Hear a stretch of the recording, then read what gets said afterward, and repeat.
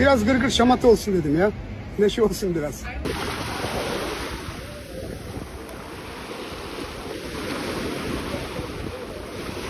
Yapabilirsin.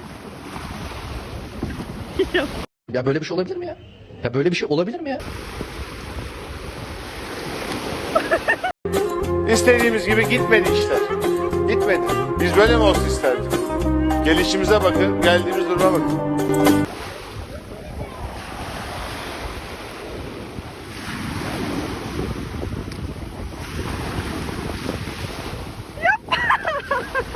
Ama yine de iyi ilerledim. Helal lan.